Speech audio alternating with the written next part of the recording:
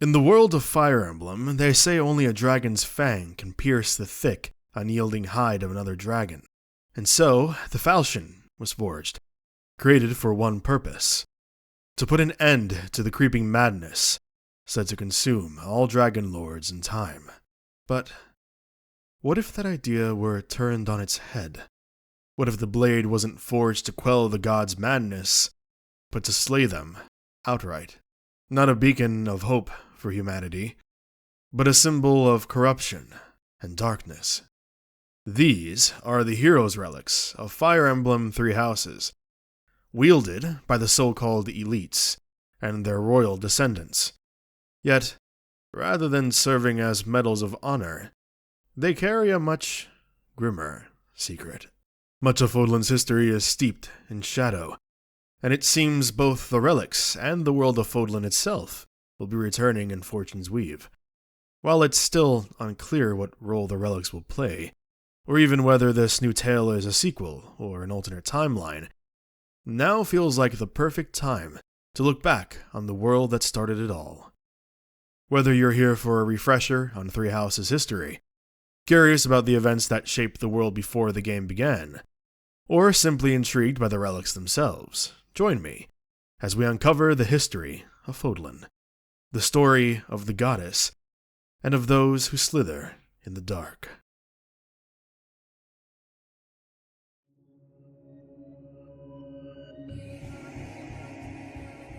Long, long ago, in the earliest history of the land we know now as Fodlan, long before even the rise of the Adrestian Empire, the goddess Sothis descended from the heavens. With her own blood, she gave life to her children, the Nabateans. Together they coexisted peacefully with the people who already lived upon the land, the Agarthans, whose territory was known then as Agartha. Sothis shared her vast knowledge with these people, and through her guidance, civilization flourished. But in time, humanity grew arrogant and greedy. Proclaiming themselves equal to the gods, the Agarthans turned against the Nabateans, waging war upon the children of the goddess. In her wrath, Sothis unleashed her divine power upon them, laying waste to their civilization and reducing their once great land to ruin. Those who survived the war fled beneath the surface, cursing Sothis, her children, and all those who worshipped her name. The surface world, scorched and broken by divine judgment, was left in desolation.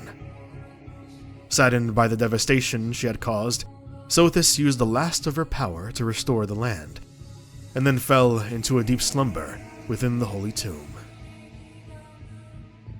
The Agarthans, now hidden deep below Fodlan, came to be known as those who slither in the dark. While the goddess slept in the tomb at Xanadu, a foreign army invaded the surface. Among those who resisted them was a powerful bandit named Nemesis, who sought to liberate his people from the invaders.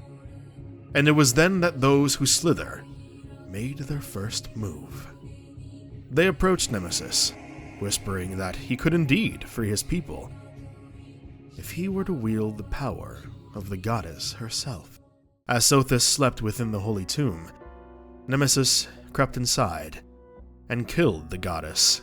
He brought her remains to those who slither in the dark, and together they began forging a weapon, one that would become the instrument of her children's slaughter. From her body they tore her spine and heart, using them to create the blade and its creststone. Thus, the Sword of the Creator was born.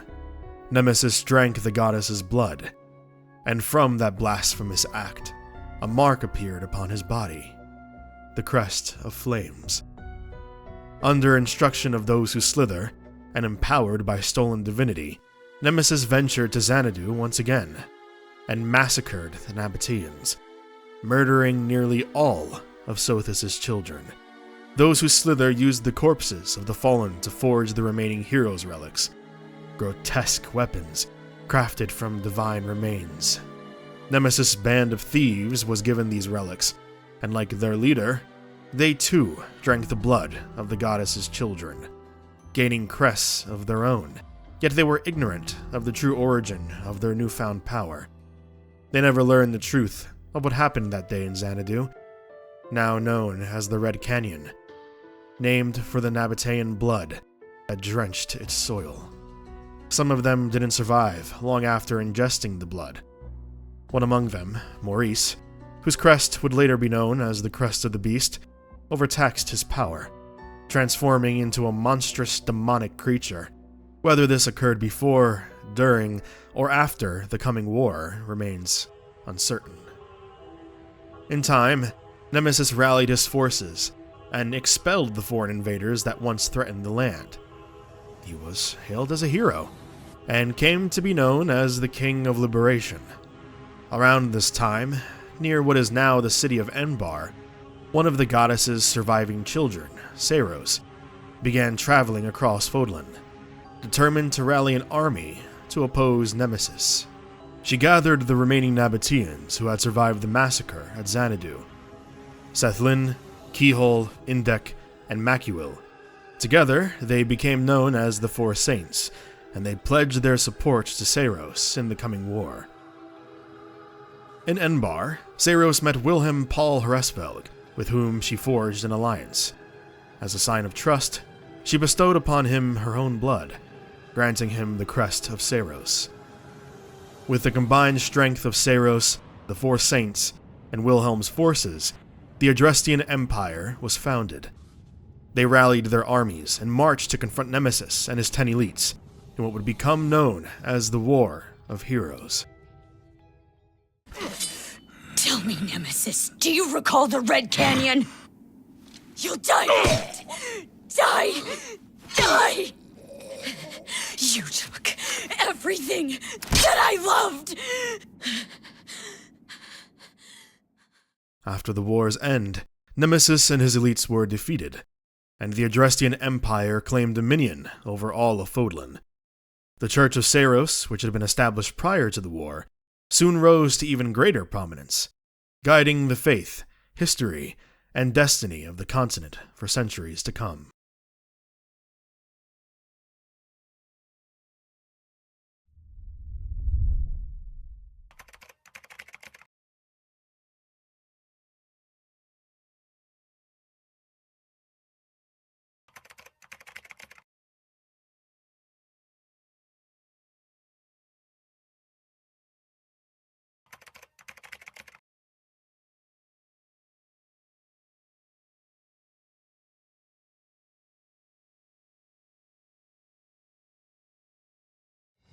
Despite the deaths of Nemesis and his 10 elites, the families of those warriors were spared.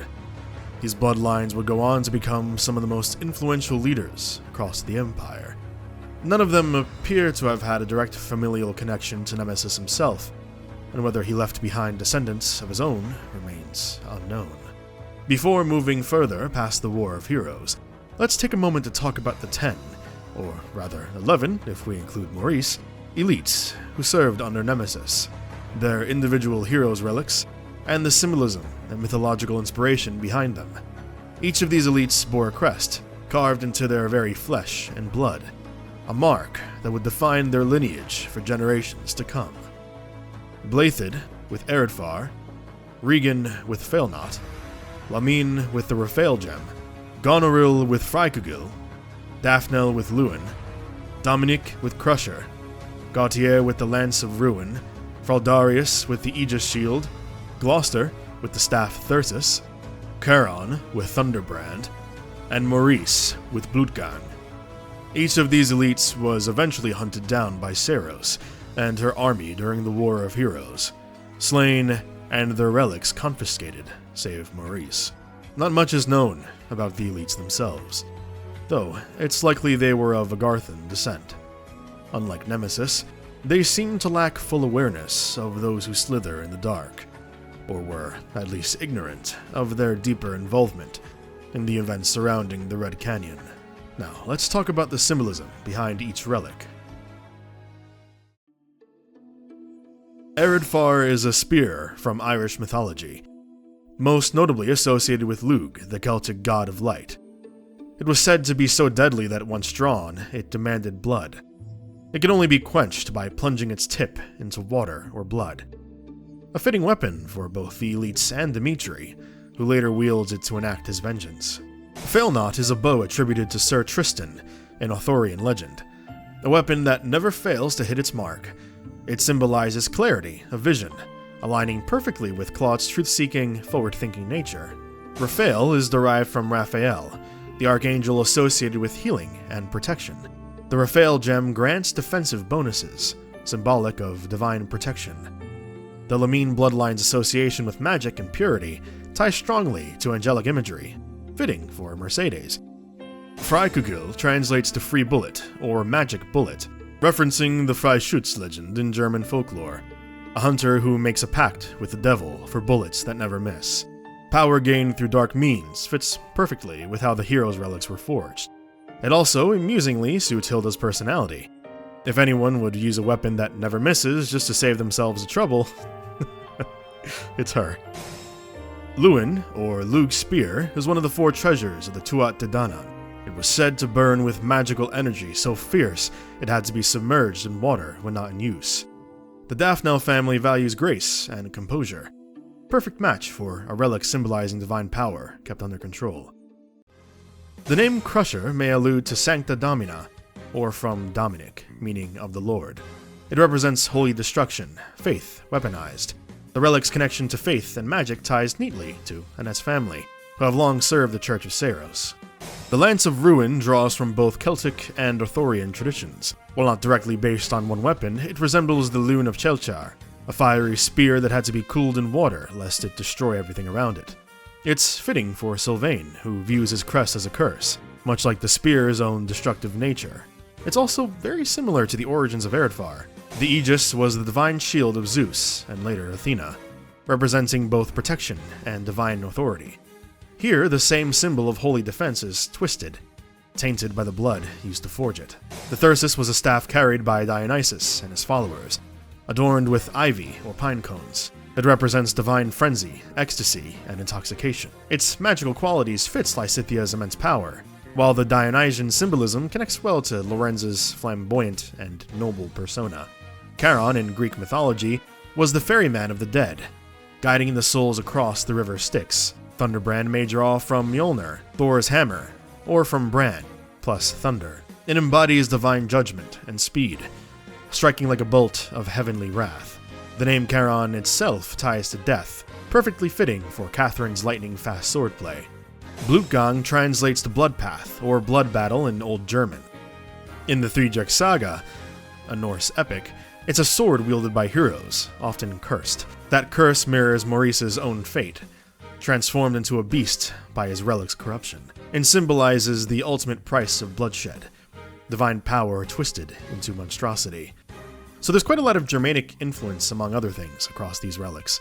The common thread that ties all of them together is how Three Houses takes these inspirations and twists them into something grim. These so-called divine relics weren't crafted by the god's will, but from the corpses of the goddess's own children. At some point during the War of Heroes, more relic-like weapons were created. However, these weren't true heroes' relics. They were known instead as creststone weapons. Functionally, they acted much like the relics, channeling power through the use of creststones. Examples of these include the Vajramushti, Rodi, and the Fetters of Drami. Moving past the War of Heroes, and the tragic legacy of the elites and their relics, the power of those bloodlines continued on. Generations later, the descendants of the 10 elites would still bear their crests, and their influence would shape the noble houses of Fodlan, leading up to the events of Three Houses. So, let's take some time and talk about the family lineages, specifically Blaiddyd, Regan, and the history of the Empire.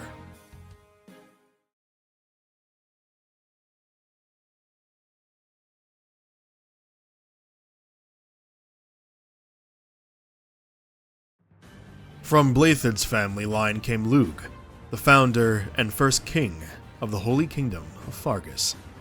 In Imperial Year 747, long after the War of Heroes, he raised an army to demand independence for the Fargus region from the Empire. What followed was a full-scale rebellion that lasted 4 years. Lug was aided by Kaifan, a descendant of Fraldarius, one of the 10 elites, and Pan, his trusted tactician. Interestingly, Kaifon's descendant, Felix, still maintains close ties to the royal family centuries later, showing just how deep this connection runs. But what's far more intriguing is Pan himself. He wasn't merely a skilled tactician. He was a member of those who slither in the dark. It's possible that those who slither sought to weaken and divide the Empire by fueling this rebellion. Classic divide and conquer tactic. Their goal of eradicating the Nabateans was never fulfilled after the War of Heroes, so their continued interference makes sense. You'll notice a recurring pattern throughout Fodlan's history. Wherever there's chaos or conflict, those who slither are never far behind, quietly stoking the flames of war. While everyone else focused on red versus blue, the Kingdom versus the Empire and later the Alliance, a far more insidious force was manipulating events from the shadows. They supplied Lugh with the weapons and resources needed to win the war, later known as the War of the Eagle and the Lion. In the aftermath, negotiations with the Church of Saros led to the formal recognition of Fargus' independence. On the 21st of the Red Wolf Moon, Imperial Year 751, the Holy Kingdom of Fargus was officially founded. The kingdom thrived, and many years later, King Lambert, father to Dimitri and close friend to Rodrigue, head of House Fraldarius, was born. Lambert wasn't an only child, he had an elder brother named Rufus. However, Rufus was not born with the crest of Blaethid, and as a result, the throne passed to Lambert. You can imagine how that must have felt. Despite this family tension, Lambert's reign was prosperous, and life under his rule was peaceful for most. He eventually married and had his son, but tragedy struck when a devastating plague swept through Fargus, claiming the life of his wife.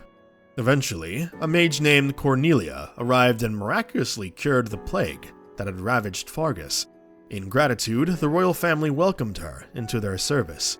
In Imperial Year 1171, during the Insurrection of the Seven, an event we'll cover later, King Lambert married a woman named Anselma von Arundel, who had fled from the Empire. To conceal her ties as a former consort of Emperor Ionius IX, she adopted the alias Patricia, and their marriage was kept secret from the public. Anselma already had a child of her own, Edelgard von Hresvelg. Just a few short years after their marriage, Lambert would be assassinated during the tragedy of Dusker, a cataclysmic event that saw the murder of the royal family and a brutal massacre of those falsely accused of orchestrating the attack. Before these events, and prior to marrying Patricia, Lambert had led a campaign to subjugate Sreng, a territory northeast of Fargus, alongside his close friend Rodrigue. In 1176, while on a diplomatic mission to the land of Dusker, Lambert and many of his companions, including Glenn, Rodrigue's first son, were killed. It was believed that Patricia perished as well, but her body was never found, and her carriage was left untouched. In time, the truth surfaced. Lambert's elder brother, Rufus, had been involved, along with Cornelia, who was revealed to be a member of those who slither in the dark. You see, those who slither had abducted Edelgard, or at least that's how Cornelia made it seem at first, and Patricia desperately begged Cornelia to release her. Cornelia told her there was only one way to ensure Edelgard's freedom: bring her the king's head. Cornelia had been deeply entangled in Patricia and Lambert's relationship, slowly manipulating Patricia and turning her against her husband. Behind it all, however, was Patricia's brother, Volkard von Arundel, or rather, the man who replaced him, Talus, the true leader of those who slither. He had murdered the real Volkard sometime during or shortly after his trip to the kingdom, brought Edelgard back to the Empire, and began horrific experiments on her. Not knowing the truth of what had really occurred in Dusker, Fargus carried out a massacre upon their people, believing them to be responsible for the king's death. In reality, they were framed. Dimitri tried to intervene during the slaughter, but in the end, he could only save Dedu. It seems that from the very beginning, the Blaethid family was caught within the claws of those who slither in the dark. Even as the centuries passed, the connection could never truly be severed. What began with the 10 elites endured through generations, their influence lingering, unseen, yet ever present. By the time of the events of Three Houses, those who slither were still pulling the strings of the Blythed bloodline from the shadows, and that is the story of the Blythed family. We've covered the key moments of the kingdom's history, its rise, its tragedies, and the dark threads binding it to the ancient war. Now let's turn our attention to House Regan, descendants of the Bow Knight, and the foundation of the Leicester Alliance.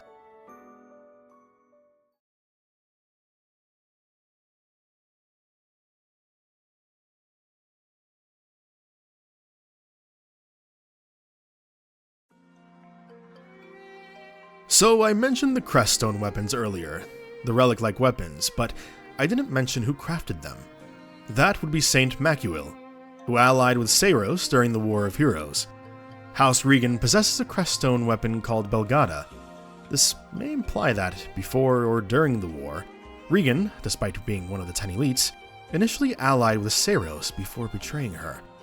It would be fascinating if that wit that Claude possesses was reflected in Regan himself, but in a more corrupt, twisted form. Skipping ahead, after the formation of the Holy Kingdom of Fargus, Regan's descendants intermarried with a progeny of King Lugh. Much like what happened before with the Kingdom of Fargus, nobles in the Leicester region rebelled against the Empire.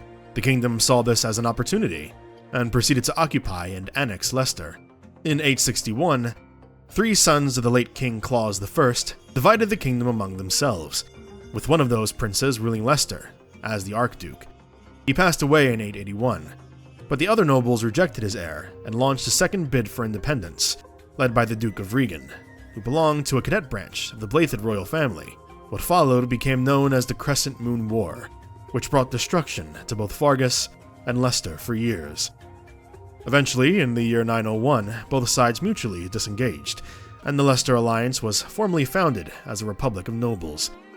Because Duke Regan played such a crucial role in securing the territory, and because his family, as an offshoot of the Blythed line, had historically led the nobles of the region, he was granted the responsibility of leading the lords of the Leicester Alliance from that point onward. Leadership of the Alliance would continue to pass down through the generations, eventually reaching Duke Oswald von Regan, who had 2 children, his heir Godfrey and his daughter Tiana. Unfortunately, Godfrey passed away in what was described as an accident. One must wonder what kind of accident this truly was, though, for now, that remains speculation. With Oswald gravely ill and his son deceased, he would ultimately appoint his grandson as the next duke, the son of his daughter Tiana and the king of Elmira. To briefly touch on Elmira, it's a powerful nation located just beyond Fodlan's borders, directly connected to Leicester. Fodlan has clashed with Elmira before, most notably in 961, during an invasion at the mountain pass known as Fodlan's Throat. The attack was repelled thanks to a joint effort between the Empire and the Alliance. Following this, the Kingdom, Empire, and Alliance cooperated to construct the fortress known as Fodlan's Locket in 1101, built along the border to prevent future invasions. This violent history between the 2 nations is one of the main reasons Oswald's grandson, Khalid, had to change his name to Claude, concealing his Elmiran lineage from the rest of Fodlan.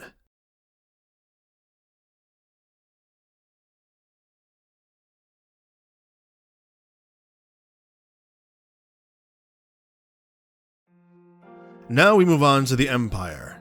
Many years after the War of Heroes and the death of the second emperor, Lycon I, the First Mock War broke out in 721. Dagda invaded the land of Mock, located in the northwestern region of Fodlan. The Imperial forces managed to repel the invasion, and in response, the Empire conquered Dagda's ally, Brigid, in 728. In 731, the Empire attempted to invade Dagda itself, launching their attack through Brigid's territory, but the invasion ultimately failed. Centuries later, in 1175, Brigid was forced into vassalage, after both Dagda and Brigid jointly invaded the Empire and were defeated. As a token of loyalty and submission, Petra, the granddaughter of Brigid's king, was sent to live in the Empire.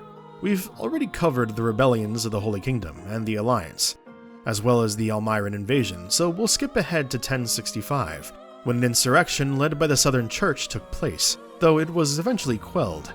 The bishop who led the uprising was exiled.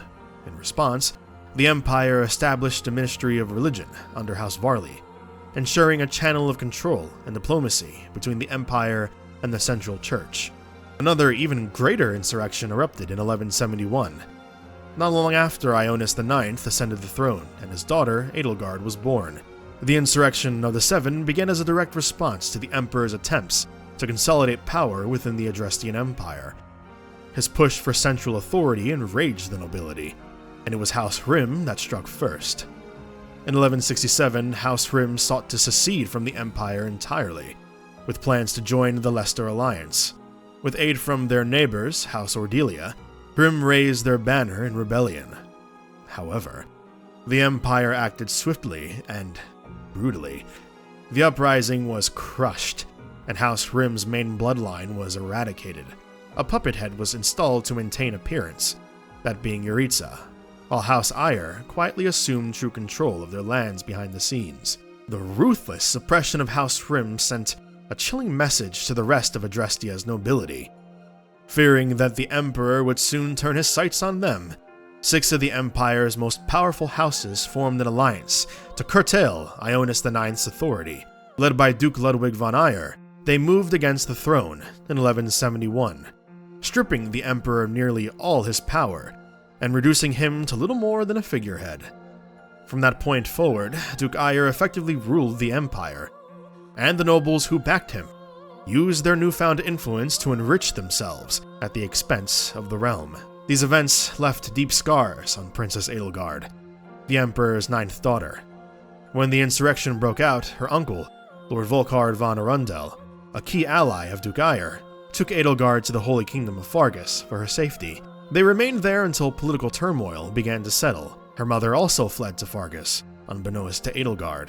Taking the alias Patricia, she married King Lambert of Fargus. We went over all this earlier, but these events are all carefully intertwined. During her stay, Edelgard met and befriended the young Prince Dimitri. Neither knew that they were, in fact, step-siblings through Patricia's remarriage. Dimitri gifted Edelgard a dagger as a token of their friendship, a gesture that would later carry heavy emotional weight. Edelgard eventually returned to Adrestia in 1174, though her mother did not accompany her back. Unbeknownst to all during this time, Volkard had been secretly replaced by Talus, as we also discussed earlier. Under his command, the group began performing crest experiments on Edelgard and her siblings, with Duke Eyre and his circle quietly approving these horrific acts. One by one, her siblings perished as a result of these experiments. Edelgard alone survived. The trauma of these experiments, combined with the corruption and betrayal of the noble class, forged within her a burning hatred for the rot that had consumed her homeland. Meanwhile, the aftermath of the insurrection left House Rim's territory in ruin. Duke Eyre imposed brutal taxes on the surviving populace, forcing many to flee into neighboring lands, particularly the territory of House Ordelia. But even there, they found no refuge. The displaced were driven back to their broken homeland. Duke Eyre concealed his mismanagement and cruelty from his son, Ferdinand, who remained unaware of the suffering his father's rule had caused. The crest experiments conducted by those who slither were not limited to Edelgard alone. They also targeted Lysithea of House Ordelia. She was implanted with a second crest during the experiments, but the toll was immense. Her hair turned white, her body weakened, and her lifespan was drastically shortened. In a rather grim sense, Lysithea walked so Edelgard could run. The failures of those experiments on Lysithea paved the way for their success with Edelgard. While Edelgard's body was still affected, her hair turning the same stark white, she alone was able to withstand bearing 2 crests, one of them being the Crest of Flames, the very same once borne by Nemesis himself.